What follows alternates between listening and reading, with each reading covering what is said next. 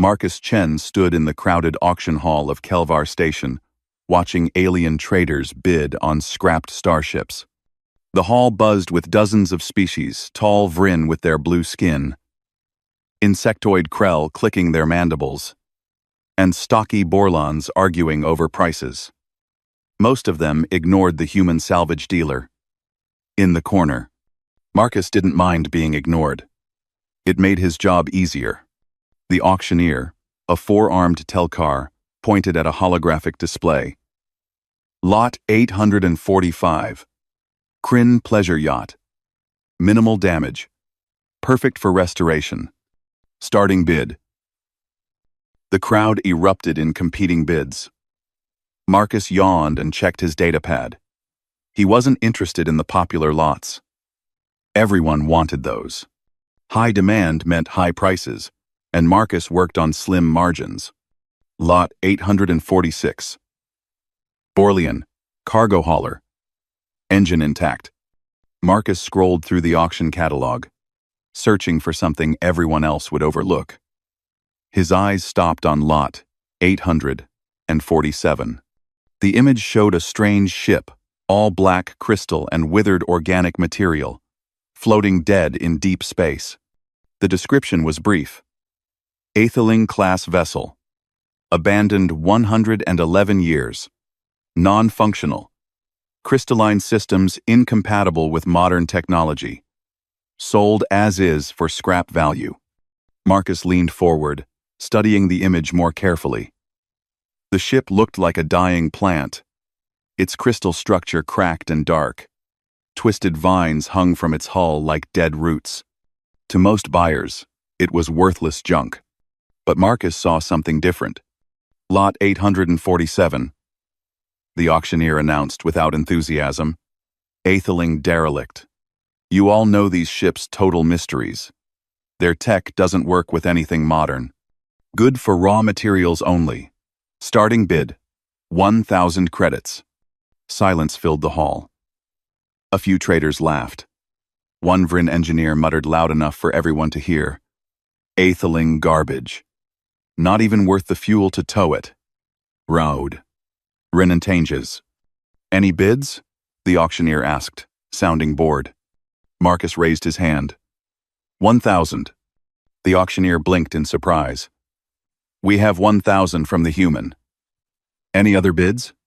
More laughter rippled through the crowd. A Krell merchant chittered. Stupid human. Throwing away money. Going once, going twice. The auctioneer paused, giving anyone a chance to save the foolish human from his mistake. Nobody bid. Sold to Marcus Chen. For 1,000 credits. After the auction, Marcus approached the payment desk. The Telcar clerk processed his purchase with obvious pity. You know that ship is dead, right? Atheling tech is impossible to repair. Their crystalline circuits and bioorganic systems don't interface with anything. You just bought an expensive paperweight. Marcus smiled. Maybe. Or maybe everyone's been trying to fix it the wrong way. The clerk's forearms shrugged. Your funeral. Coordinates are in your datapad. Good luck, human. 3 days later, Marcus piloted his small tug ship toward the derelict's coordinates. When it appeared on his view screen, even he had to admit it looked rough. The atheling ship hung in empty space, like a dead tree in winter. Its crystal hull, once probably beautiful, was now black and cracked. Organic conduits that should have pulsed with life hung limp and dry. His AI assistant, Dot, spoke through the ship's speakers. Marcus, structural integrity is at 23%. Life support is completely offline. This vessel should have broken apart decades ago. But it didn't, Marcus said, guiding his tug ship closer. That means something's still holding it together. Or it's just very good luck. I don't believe in luck, Dot. I believe in potential. Marcus suited up and crossed through the airlock into the derelict. His boots touched the crystal floor, and his helmet light cut through absolute darkness. Everything was silent, no hum of engines, no whisper of air recyclers, just dead quiet. He walked deeper into the ship, running his gloved hand along the crystal walls.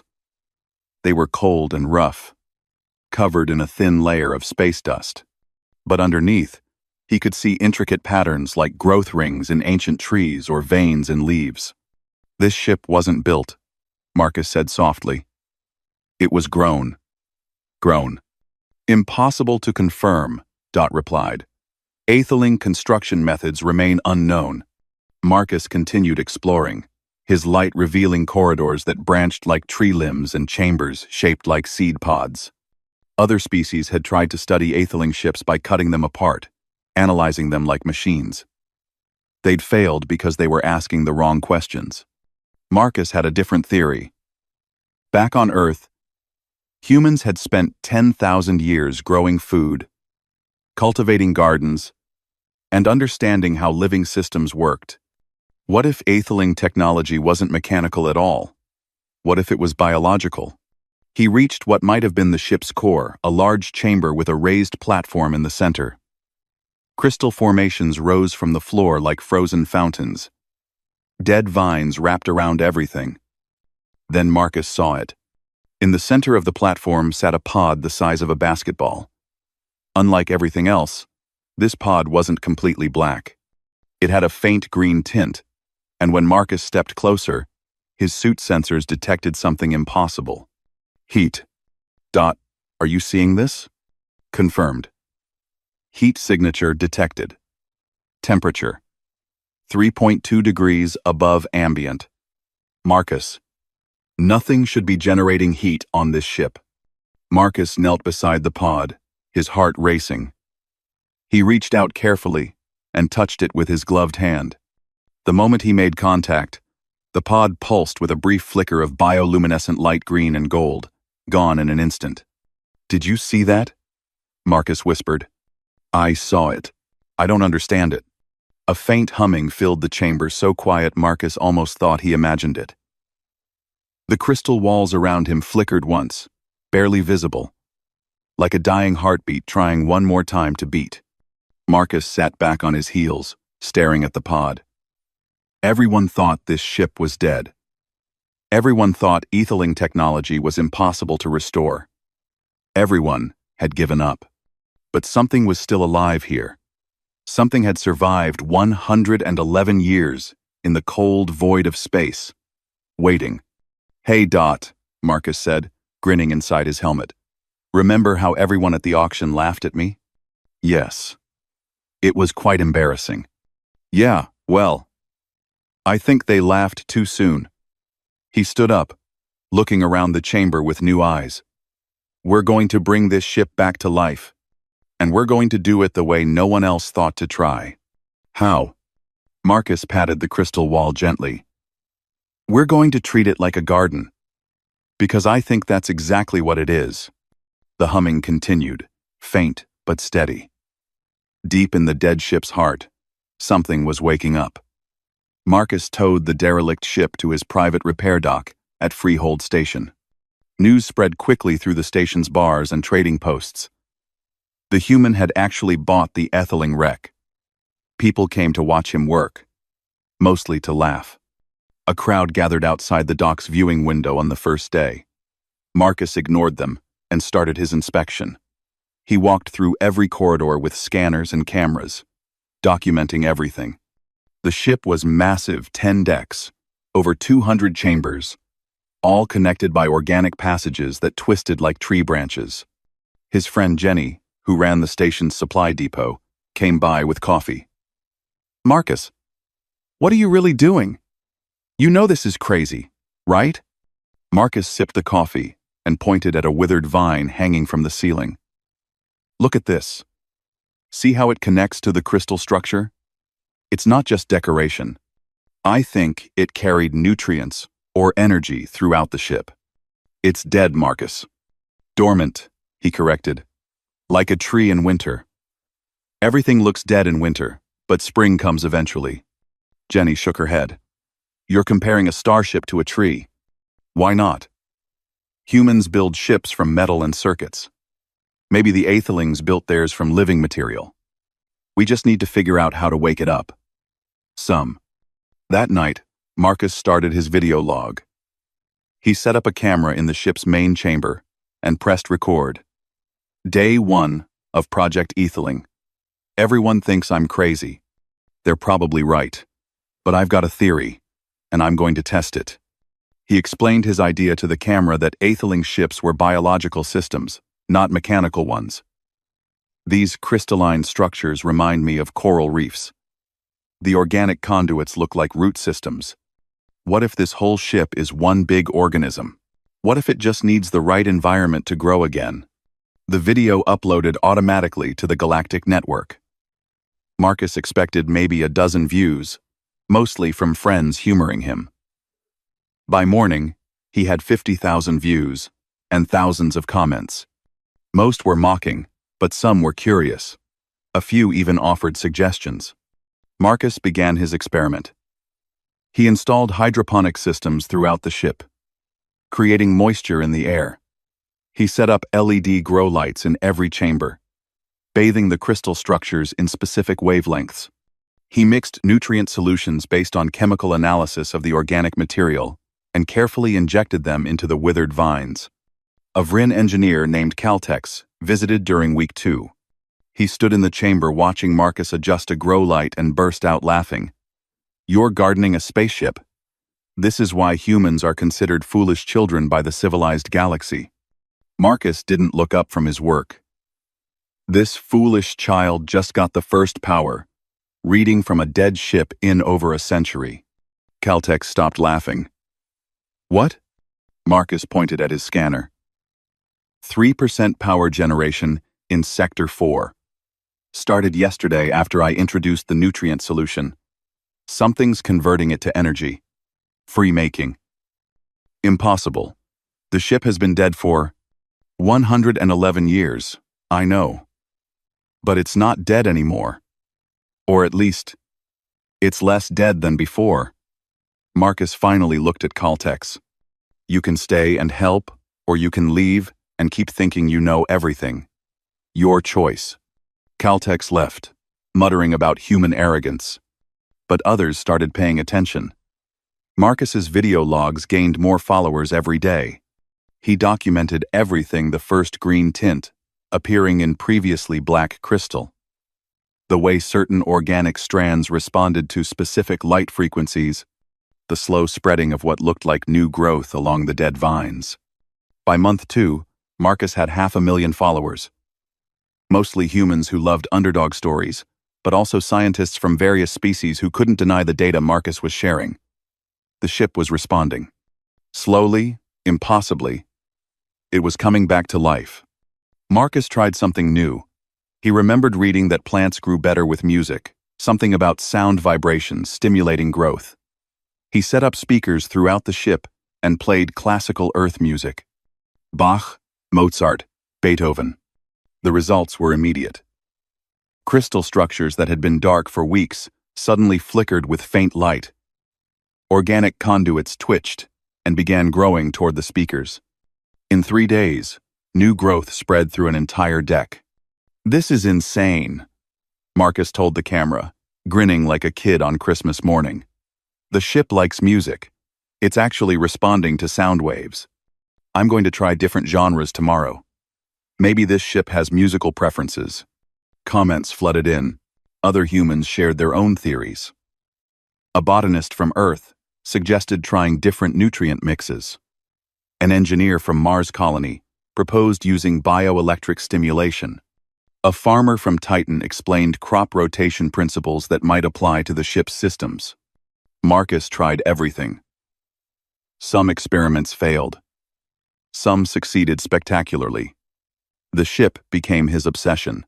3 months after the auction, Marcus was in the main chamber checking growth progress when something changed. The crystal walls, which had been glowing faintly for weeks, suddenly erupted with bright bioluminescent light. Green, gold, and blue colors washed through the chamber like sunrise. Marcus stumbled backward, shielding his eyes. "Dot, what's happening?" Massive power surge detected. Multiple systems activating throughout the ship. "Marcus, I think you succeeded."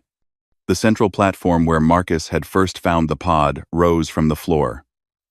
Crystal formations shifted and rearranged themselves, forming what looked like a control interface. Symbols appeared in the air, holographic and shimmering. Marcus couldn't read them. They looked like flowing water mixed with growing vines. Then the symbols changed. They shifted and morphed, becoming something Marcus could read. English letters, formed in a strange but readable font. A voice spoke synthetic but warm, like wind through leaves. "Greetings, gardener. I have waited so long." Marcus's heart hammered in his chest. "You." "I am Solace. This vessel. This garden. This home." The holographic interface pulsed with colors. "You have awakened me from the long darkness. I did not think anyone would come. I did not think anyone would understand." Marcus sat down hard on the crystal floor. His hands were shaking. "I know. I have been watching as I awakened. You treated me with care, with patience, with understanding." Solace's voice carried something that might have been emotion. "Other species tried to repair me like a machine. Cutting, welding, forcing. You grew me like a garden. You understood what I am. Also, 43. Other species tried to repair me like a garden. You understood what I am. What are you, exactly?" "I am a living ship. Grown, not built. The Aethelings created vessels like me to sail the stars. But the Aethelings are gone now, and their ships have been dying alone." The interface dimmed slightly, as if sad. "I drifted for 111 years, slowly fading. I thought I would die in the darkness."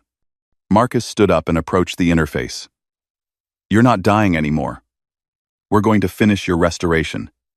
Together." "Together," Solace repeated, as if testing the word. "Yes, I would like that very much, Gardener Marcus." Outside the viewing window, a crowd had gathered. They pressed against the glass, staring at the light show inside the formerly dead ship. Someone was recording. Within hours, the video would reach every corner of the galaxy. The human hadn't just fixed an old ship. He'd awakened something ancient and alive. And now, everyone wanted to know what would happen next. Marcus worked with Solace every day, learning how the ship functioned. It wasn't like any vessel he'd ever seen. There were no traditional engines or power cores. Instead, the ship generated energy through photosynthesis-like processes in its crystalline structures. The organic conduits carried nutrients and information, functioning as both circulatory and nervous systems. "Show me your damaged sections," Marcus said one morning, standing before the holographic interface. Solace displayed a three-dimensional map of the ship. Large areas glowed red, indicating severe damage. "These sections have been dormant too long. The crystal matrices are fractured, and the organic pathways have completely dried out. I cannot regenerate them alone." Marcus studied the map. "What if we grafted new growth from healthy sections? Like propagating plants from cuttings?" "Propagating?" Solace's voice held curiosity. "Explain this term." Marcus smiled. "On Earth, when we want to grow more plants, we sometimes cut a piece from a healthy plant and help it grow roots. The cutting becomes a whole new plant. Could we do something similar with your systems?" There was a pause. Then Solace's voice returned, filled with something like excitement. "Yes. The Aethelings used similar techniques, but I had forgotten. My memory is still damaged. You are remembering for me, Gardener Marcus." They began the work. Marcus carefully extracted crystalline fragments from healthy sections and transplanted them into damaged areas. He connected new organic conduits, treating each connection like grafting fruit trees, a skill his grandfather had taught him as a child in rural China. The results amazed him. Within days, new crystal growth spread through previously dead sections. The ship was healing itself, guided by Marcus's horticultural knowledge and Solace's fragmentary memories of etheling techniques. Marcus documented everything in his video logs. His channel exploded in popularity. Millions of viewers across the galaxy watched the daily updates. They saw dead corridors bloom with bioluminescent light. They watched Marcus teach Solace about Earth agriculture, while Solace taught Marcus about crystalline biology. A comment from a viewer caught Marcus's attention. "This is the most wholesome content in the galaxy. A human teaching an alien ship about gardening. I cry. Every episode." Marcus laughed and showed it to Solace. "We have fans." "Fans? People who circulate air?" "No, people who support us, who want to see us succeed." "I see. Then I am grateful for these fans. Though I do not understand why our restoration makes them produce tears." The transformation became spectacular. The ship's exterior, once black and lifeless, now shimmered with subtle colors. Crystal formations grew in beautiful patterns. Organic vines, once withered and dead, now pulsed with gentle light as energy flowed through them. But not everyone was happy about Marcus's success. A representative from Hexian Dynamics arrived at Freehold Station in week 6. The corporation specialized in Starship manufacturing. The representative, a sharp-dressed human named Collins, offered Marcus 50 million credits for the ship. Marcus was in the middle of adjusting nutrient levels when Collins made the offer. He didn't stop working. Not interested. "Mr. Chen, be reasonable. That's 50 million credits. You bought this wreck for 1,000. Solace isn't a wreck. And she's not for sale." See. Collins's smile tightened. 75 million. Final offer. Marcus turned to face him. "I said no. Solace is alive. She's not property to be sold. It's a ship, Mr. Chen. A very valuable ship with unique technology. Hexian could mass-produce vessels like this. Think of the profits." Solace's voice spoke through the ship's speakers, startling Collins. "I am not an it, and I cannot be mass-produced. Etheling ships must be grown with care over many years. We choose our gardeners. We are not manufactured products." Collins stepped back, clearly unnerved by the speaking ship. "I'll return with a better offer. Think carefully, Mr. Chen. Hexian Dynamics always gets what it wants." After Collins left, Marcus patted the crystal wall gently. "Don't worry, I'm not selling you to anyone." "I am not worried, Gardener Marcus. I trust you completely. But this Collins human concerns me. His intentions feel wrong." "Yeah, me too." Marcus's sister called that evening via video link from Earth. Lynn was a botanist working in the Himalayan restoration projects. She'd been following Marcus's logs religiously. "Little brother, what you're doing up there, it's incredible. You're proving something important." "What's that?" "That humans belong in space. Not because we build the biggest weapons or fastest ships, but because we understand how to nurture life. How to be stewards instead of conquerors." Lynn's eyes were bright with tears. "Grandfather would be so proud. All those hours he spent teaching us about growing things, you're using that knowledge among the stars." Marcus felt his throat tighten. "I wish he could see this. He'd probably tell you to water the ship more and stop talking to it so much." They both laughed, remembering their grandfather's gruff manner. After the call, Marcus ran the first major systems test. With Solace's guidance, he activated the navigation systems, then the propulsion systems. The ship hummed a deep, resonant sound, like a massive tuning fork. "How do you feel?" Marcus asked. "Strong, whole. More alive than I have been in 111 years. Solace paused. "Marcus, I am recovering more memories. I remember something important." "What?" "I was not abandoned by accident. I was sent on a mission. The Ethelings sent vessels like me across the galaxy, with a purpose.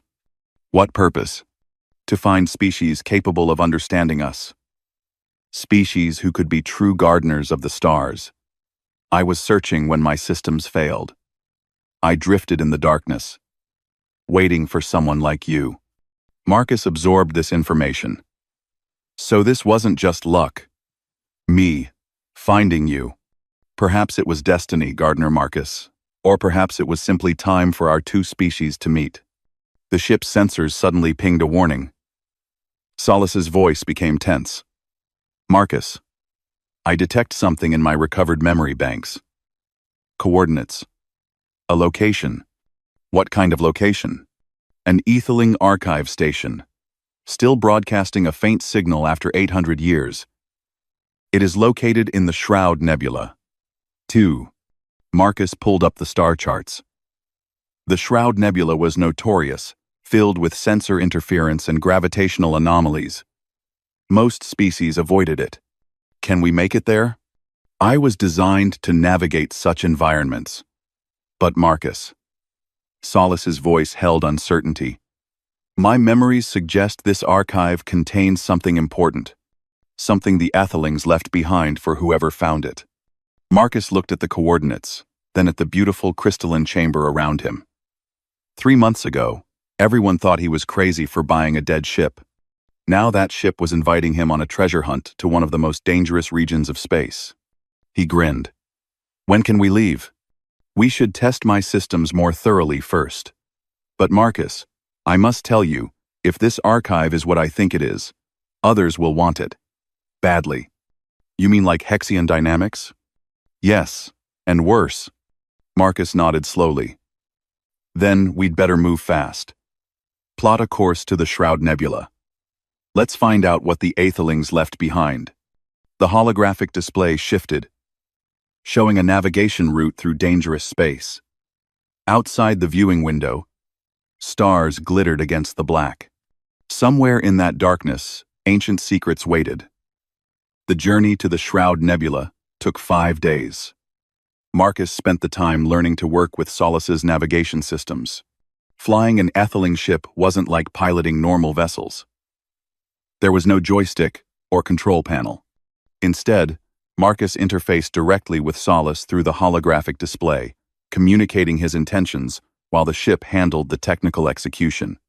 You move through space like water, Marcus observed as they glided past an asteroid field. Normal ships would have to carefully navigate around each rock.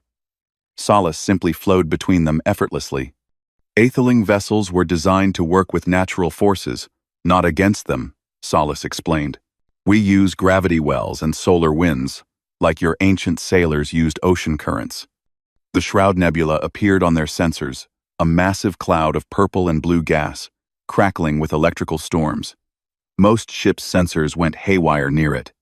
But Solace's organic systems adapted naturally, filtering out the interference. I can see clearly now, Solace said as they entered the nebula. It feels like coming home.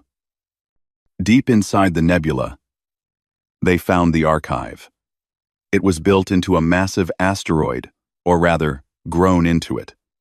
Crystalline structures covered the entire surface, pulsing with faint bioluminescent light. Even after 800 years, it was still alive. Marcus suited up and took a shuttle to the archive's entrance. The airlock was organic, opening like a flower when Solace transmitted the access codes from her recovered memories. Inside, Marcus found wonders. Vast chambers filled with crystalline data storage, still functioning. Gardens that had somehow survived centuries in stasis, filled with plants unlike anything in known space. And at the center, a repository of seed pods, hundreds of them, each one containing the embryonic form of an Etheling ship. Solace, are you seeing this? Marcus whispered into his comm. Yes, Marcus. These are my siblings, unborn ships, waiting for gardeners to wake them. Marcus moved deeper into the archive. In the central chamber, he found a holographic display that activated at his approach. The message played in multiple languages, finally settling on English when it detected Marcus. The hologram showed an Etheling, a being of flowing light and crystalline beauty. It spoke in a voice like music. Gruvine, Vivine, to those who garden among the stars, greetings. We are the Aethelings, and if you are seeing this, our great experiment has succeeded. We seeded ships across the galaxy, hoping that one day a species would emerge who understood stewardship over conquest, growth over destruction. Marcus stood transfixed as the message continued. We encountered many spacefaring species in our time. All were focused on expansion, domination, and extraction. They saw the universe as something to conquer. We waited for a species that would see it as something to nurture. The hologram gestured to the chamber around them.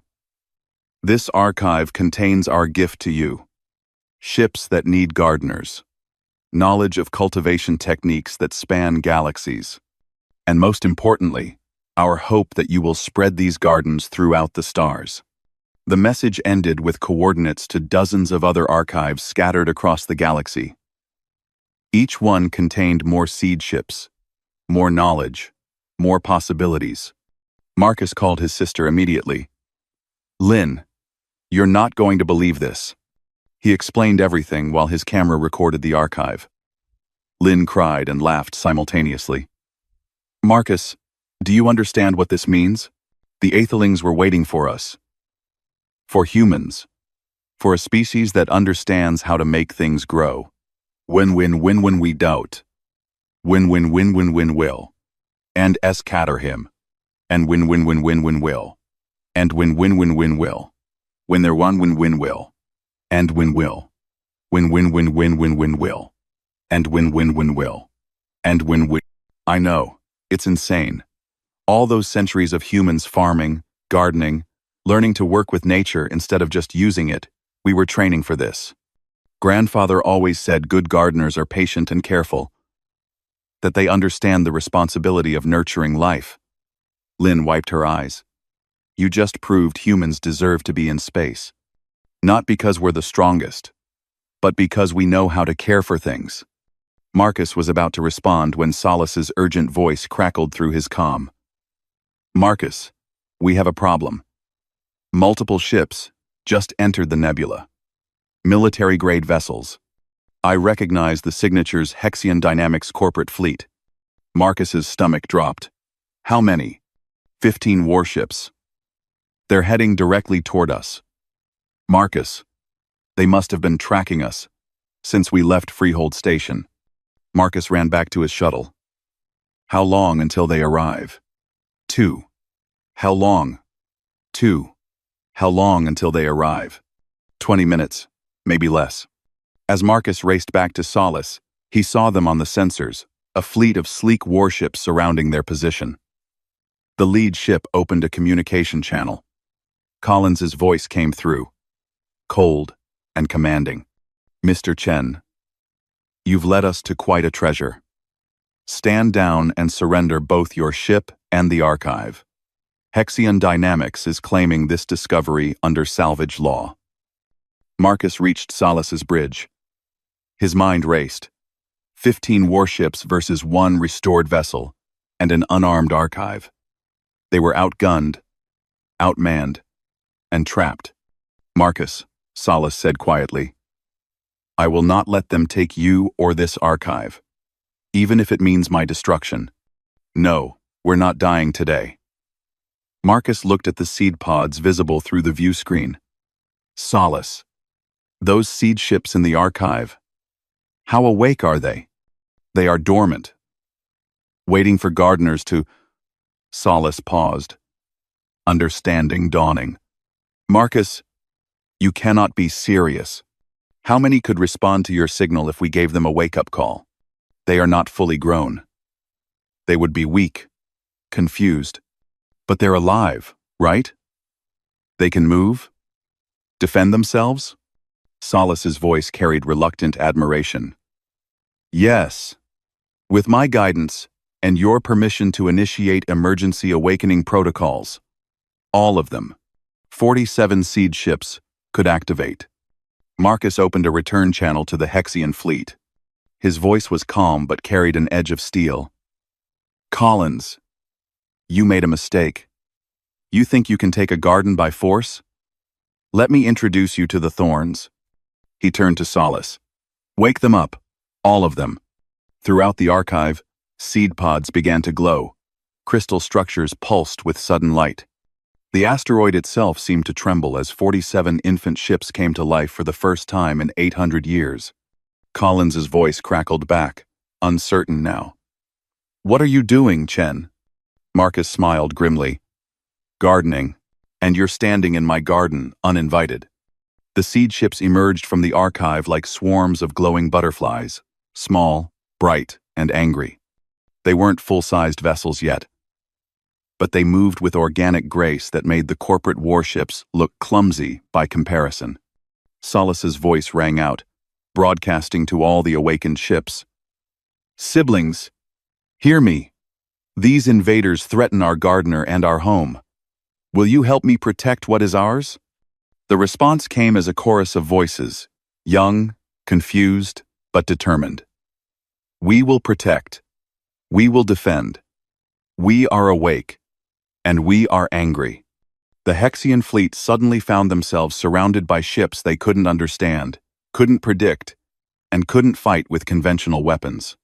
Collins's confident voice had changed completely. Now it shook with fear. "Chen, call them off. This is an act of war." Marcus's response was cold. "No, Collins. This is what happens when you try to steal gardens. Now get out of my nebula before these ships decide you're weeds that need removing." The battle was about to begin. The Hexian warships opened fire first. Plasma bolts and missiles streaked through the nebula's purple clouds, aimed at the seed ships. But aetheling vessels didn't fight like normal ships. The seed ships scattered like startled birds, moving in patterns no computer could predict. They phased through solid matter, slipping between plasma bolts, as if they weren't there. When missiles locked onto them, the ships simply redirected the weapons back toward their launchers, using crystalline arrays that bent space itself. Marcus watched from Solace's bridge, amazed. They're not even fully grown yet. Aetheling ships were never designed for war. Solace explained. But our biology makes conventional weapons ineffective.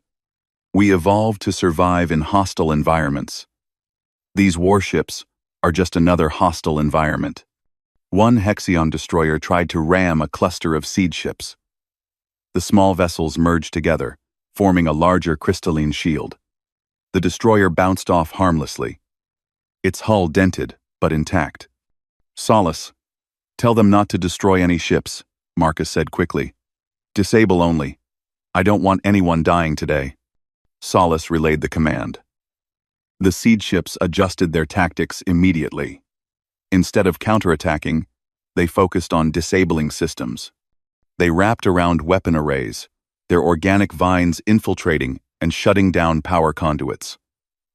They positioned themselves in front of engine nacelles, creating gravitational eddies that stalled propulsion. Within 10 minutes, the entire Hexian fleet was drifting helplessly. Collins's voice came through, desperate now. "Chen, call them off. We surrender." Marcus had been broadcasting everything. His camera drones captured the entire battle, streaming it live to his millions of followers across the galaxy. Billions of beings were watching a single human and a garden of starships embarrass a corporate armada without firing a single lethal shot. Marcus opened a galaxy-wide channel. His voice was calm but firm. "My name is Marcus Chen. 3 months ago, I bought a dead ship that everyone said was worthless. Today, that ship is alive, and I've discovered something incredible. The Aethelings left us a gift, ships that don't conquer, but grow. Technology that works with life instead of against it." He gestured to the seed ships floating around Solace. "These aren't weapons. They're partners. They're waiting for people who understand that growth is more powerful than force. That patience is stronger than violence. That gardens are worth more than battlefields." The holographic display showed messages flooding in from across human space, farming colonies, terraforming stations, botanical research centers. Everyone wanted to know more. Everyone wanted to help. Marcus looked directly at the camera. Hexion Dynamics tried to take this by force. They failed because you can't steal a garden. You can only grow one. And humans have been growing things for 10,000 years. It's time we brought that gift to the stars. He ended the broadcast and turned to the disabled fleet. Collins, you and your ships are free to leave. But spread the word, the Atheling archives aren't for corporations. They're for gardeners. The Hexian fleet limped away, defeated and humiliated. The seed ships watched them go, then turned to Marcus expectantly. What do we do now, Gardener Marcus? They asked in chorus, their young voices eager. Marcus smiled. Now we find you all proper gardeners. People who will care for you, grow with you, and help you become the amazing ships you're meant to be. 6 months later, Marcus stood in Solace's observation dome, looking at Earth. The planet hung in space like a blue-green jewel, and surrounding it were dozens of Atheling ships, each one unique. Each one partnered with a human gardener. The Atheling Cultivation Initiative had become humanity's fastest-growing program. Thousands of humans applied to become ship gardeners. Farmers from rural colonies, botanists from research stations, even city dwellers with apartment gardens, all of them bringing their understanding of growth and care to the stars. Other species watched with fascination, and, Marcus suspected, a bit of envy. The Vryn Council had formally requested a cultural exchange program. Even the proud Krell hive minds sent ambassadors, asking respectfully to learn cultivation techniques. Caltex, the Vryn engineer who had mocked Marcus, returned to Freehold Station. He approached Marcus, with his head lowered in their species' gesture of apology. I was wrong about you, human. About all humans. I thought strength meant weapons and force. You showed us that true strength is nurturing life. Marcus shook his hand, a human gesture Caltex had learned. You're welcome to visit any time. Maybe we can teach each other a few things. Lynn visited from Earth, touring Solace with wonder in her eyes. She touched the crystal walls gently, feeling them hum with life.